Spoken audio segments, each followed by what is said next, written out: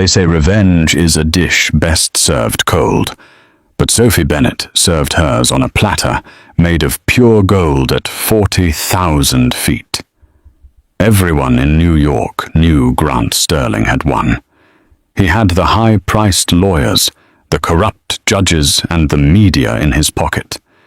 He left his wife Sophie with absolutely nothing but the clothes on her back and a broken reputation. He expected her to disappear. He expected her to crawl. What he didn't expect was for her to land on the courthouse lawn in a Bombardier Global 7500, flanked by the most dangerous billionaire on Wall Street. This isn't just a divorce story. This is the story of how the discarded wife became the one holding the gavel. The rain in Manhattan didn't wash things clean. It just made the grime slicker. Sophie checked her reflection in the darkened window of the restaurant Le Bernardin. She looked acceptable. Her dress was 3 years old, a soft navy silk that Grant used to say made her eyes look like dying stars. At the time, she thought it was a compliment. Now she realized it was just his way of telling her she was fading. Tonight was their 5th anniversary. She walked inside the warmth of the dining room, hitting her cold skin. The maitre d', a man named Henri, who usually greeted her with a warm smile, looked down at his reservation book, avoiding her gaze. "Mrs. Sterling," he mumbled. Sterling is already seated at the private table in the back. "Thank you, Henri." Sophie walked through the sea of clinking crystal and hushed conversations. She saw him before he saw her. Grant Sterling. 34, handsome in a way that felt predatory, wearing a bespoke Tom Ford suit that cost more than her father made in a year. He wasn't looking at the menu. He was checking his watch, a platinum Rolex Daytona. He didn't stand when she arrived. "You're late," Grant said, his voice smooth, lacking any real jagged edge but cutting all the same. "It's pouring, Grant." "I couldn't get a cab," Sophie said, sliding into the booth. She reached across the table to touch his hand, but he pulled it away to pick up his water glass. "We need to talk, Sophie, and I don't have much time. I have a flight to Zurich at 10. Sophie froze. "Zurich tonight? But it's our anniversary." Grant sighed, the kind of sigh a parent gives a slow child. He reached into his briefcase, which sat on the velvet bench beside him, and pulled out a thick blue-backed document. He slid it across the white tablecloth. It hit the centerpiece vase with a dull thud. "It's not an anniversary, Sophie.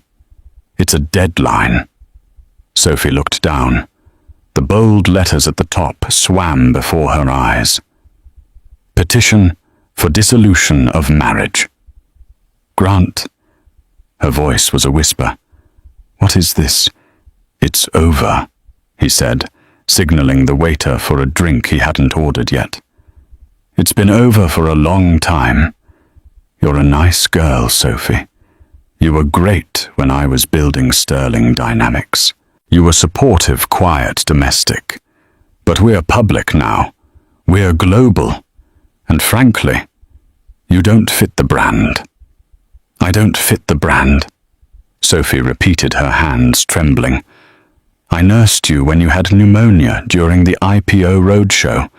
I mortgaged my grandmother's house, the only thing I had to pay your first legal fees." "And you've been compensated," Grant said coldly. "You've lived in a penthouse for 3 years. You've worn nice clothes. I want to work on this. We can go to counseling." "No," Grant cut her off. He leaned in his eyes hard. "There is someone else. Someone who understands the world I live in now. Bella." Bella, the 22-year-old PR intern he had hired 6 months ago, the one who Sophie had helped find an apartment in the city. The betrayal felt like a physical blow to the stomach. "Sign the papers, Sophie." She flipped to the back page. What is the settlement? Grant smirked. You signed a prenup, remember the one my father drafted? That prenup said I get nothing if I cheat. I didn't cheat, Grant.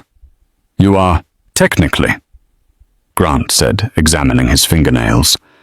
The prenup says you get nothing if the marriage ends within 7 years, regardless of cause, unless I choose to provide a stipend, and I am choosing not to. My lawyers have also found some interesting discrepancies in your family's tax history, your father's hardware store. It would be a shame if the IRS audited him into bankruptcy. Sophie stared at him. This wasn't her husband. This was a monster. He was blackmailing her with her elderly father's livelihood to avoid paying her a dime. You want me to leave with nothing? I'm generous, Grant said. He reached into his pocket and pulled out a money clip. He peeled off Mimo's $100 bills and tossed them onto the divorce papers. That's for a cab and a motel. The driver is outside to take you to the penthouse to pack 2 suitcases. You have 1 hour before the locks are changed. Security will be watching. Sophie looked at the money. Then she looked at the man she had loved for half a decade. She didn't scream. She didn't throw the wine in his face. A strange icy calm settled over her. She realized in that moment that arguing with a narcissist was like drinking poison and expecting the other person to die. She picked up the pen. You're making a mistake, Grant, she said softly. The only mistake I made was marrying a nobody, he sneered. Sophie signed her name, Sophie Bennett. She dropped the sterling right then and there. She stood up, leaving the $500 on the table. Keep the money, she said, her voice steady. You're going to need every penny when I'm done with you. Grant laughed. It was a loud, barking laugh that made heads turn. Done with me, Sophie. You're a community college dropout with no resume. You don't exist without me. Sophie turned and walked out of Le Bernardin into the rain. She didn't take the company car. She walked 40 blocks to the penthouse, packed her grandmother's locket, her journals, and 2 sets of clothes, and walked out of the life of Grant Sterling forever. Or so he thought. 6 months later, the clatter of cheap ceramic plates was the soundtrack of Sophie's life now. She worked at Sal's, a greasy spoon diner in Queens that smelled permanently of bacon grease and floor cleaner. She had applied to 50 office jobs, but Grant had been thorough. When potential employers Googled Sophie Sterling, the first results were planted articles Bella had released. CEO's wife, mental breakdown, embezzlement rumors swirl around Sterling. X. He had blacklisted her. No reputable company in New York would touch her. So she was Sophie Bennett again, waiting tables for minimum wage, plus tips, living in a basement studio apartment with a leaky radiator.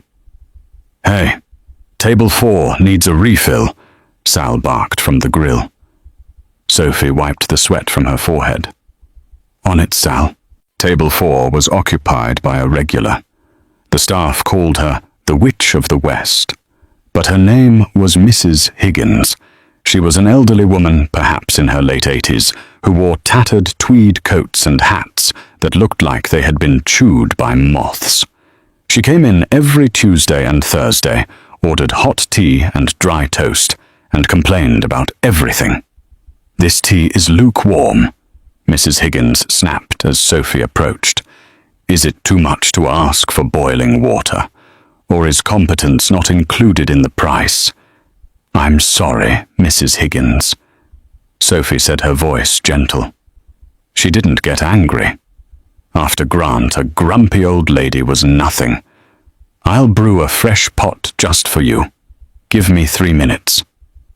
Mrs. Higgins squinted at her, her eyes sharp and surprisingly clear behind thick glasses. "You're too polite for this dump, girl. What are you running from to? Just life, ma'am." Sophie smiled sadly. She returned with the fresh tea. As she set it down, Mrs. Higgins' hand spasmed. The cup tipped scalding hot liquid, splashing over the old woman's hand and onto the table. Mrs. Higgins gasped, not in anger, but in pain. Then her face went slack. Her left ankle drooped.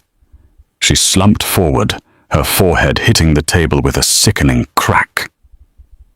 "She's having a stroke," a truck driver at the counter yelled. The diner erupted in panic. Sal froze behind the grill, but Sophie moved. She had nursed her own grandmother through the end of her life.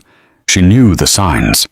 She vaulted over the low counter, landing beside the booth. "Call 911. Sophie commanded, her voice cutting through the noise. She gently lowered Mrs. Higgins to the floor, positioning her head to keep her airway open. She loosened the tight scarf around the old woman's neck. "Stay with me, Mrs. Higgins," Sophie whispered, holding the woman's good hand. "I'm right here. You're not alone." The ambulance arrived in 6 minutes, but it felt like hours. Sophie rode with her to the hospital. No one else volunteered. At the ER, the nurses tried to push Sophie away. "Family only," the nurse said. "She has no one." Sophie lied. "I'm her neighbor. Please just let me make sure she's stable." Sophie sat in the plastic chair in the waiting room for 4 hours, still wearing her grease-stained uniform. Finally, a doctor came out. "Are you the one who came in with Mrs. Higgins?" "Yes. Is she okay?" "She's stable. You saved her life by recognizing the stroke so quickly." "But," the doctor looked at his clipboard, confused. "We found a medical alert bracelet in her bag. Her name isn't Mrs. Higgins." "It isn't. No. Her name is Beatrice Huntington." Sophie frowned. The name sounded familiar, like a history lesson from high school. Huntington. Like the hospital wing they were currently standing in. Like the Huntington Library. Like Huntington Steel, the backbone of American infrastructure for a century. "You mean like the Billionaires?" Sophie asked. Before the doctor could answer, the double doors of the ER entrance flew open. 4 men in black suits marched in wearing earpieces. They moved with the synchronized precision of a military unit. Behind them walked a man who made the air in the room change pressure. He was tall, perhaps 6'3", with dark hair silvering at the temples and eyes the color of a stormy ocean. He wore a charcoal suit that made Grant's Tom Ford look like a Halloween costume. This was Savile Row. This was old money. He scanned the room, ignoring the doctors, ignoring the security guards. His eyes landed on Sophie, huddled in her diner uniform. He walked straight to her. He didn't look angry. He looked intense. "Are you the one?" he asked. His voice was deep, resonant, a baritone that vibrated in Sophie's chest. I brought her in," Sophie stammered, standing up. Is she your grandmother?" The man looked at her, really looked at her, dissecting her soul in a second. Then, unexpectedly, he took her hand. He didn't shake it. He held it with both of his. "My name is Damon Huntington," he said. "And you just saved the most important person in my world. I owe you a debt, Miss Bennett," Sophie said automatically. "Sophie Bennett." Damon's eyes narrowed slightly as if recognizing something, but he let it pass. "Sophie Bennett, you should go home and rest. My driver is outside. He will take you anywhere you wish." "I can take the subway, Mr. Huntington." "I insist," Damon said. It wasn't a request. "And Sophie," she turned back. Don't go to work tomorrow. You have a meeting with me at 9:00 a.m. Huntington Tower, top floor. I'm just a waitress, Mr. Huntington. I don't think I can help you with anything." Damon Huntington cracked a rare, faint smile. It transformed his face from terrifying to devastatingly handsome. "You have no idea what you're capable of, Sophie. And I have a feeling that you and we share a common enemy." Sophie didn't know it then, but Grant Sterling had just made a bid for a construction contract with Huntington Industries. Grant was trying to play in the big leagues, but he had no idea that the waitress he discarded was about to become the umpire. The elevator to the top of Huntington Tower didn't just move, it ascended smooth and silent like a pressure chamber. Sophie clutched her purse, a frayed thing she'd bought at Target, and tried to smooth the wrinkles in her skirt. She was wearing her interview best, a grey pantsuit that was 2 sizes too big now. Stress was a remarkably effective diet. When the doors slid open, she wasn't met by a receptionist. She stepped directly into a cavernous office that spanned the entire floor. The walls were floor-to-ceiling glass, offering a panoramic view of the city that had chewed her up and spit her out. Damon Huntington stood by the window, his back to her, staring down at the ants of Manhattan. "Beatrice is awake," he said without turning around. "She's asking for the girl with the gentle hands. That's you." "I'm glad she's okay," Sophie said, her voice echoing slightly in the vast space. "But I assume you didn't bring me here just to give me a medical update." Damon turned. In the daylight, he looked even more imposing. He walked over to a massive desk made of reclaimed timber and black steel. He didn't sit. He gestured to a leather chair opposite him. "Sit, Sophie." She sat. Damon slid a black folder across the desk. It looked ominously similar to the divorce papers Grant had served her 6 months ago. "Do you know what that is?" Sophie hesitated, then opened it. Her eyes widened. It was a forensic accounting report on Sterling Dynamics. "Grant isn't just a bad husband, Sophie. He's a criminal." Sophie looked up confused. "He can be cruel, but..." Grant was obsessed with legality. He was terrified of the SEC. "Grant is terrified of getting caught," Damon corrected. "There's a difference. Look at page 12.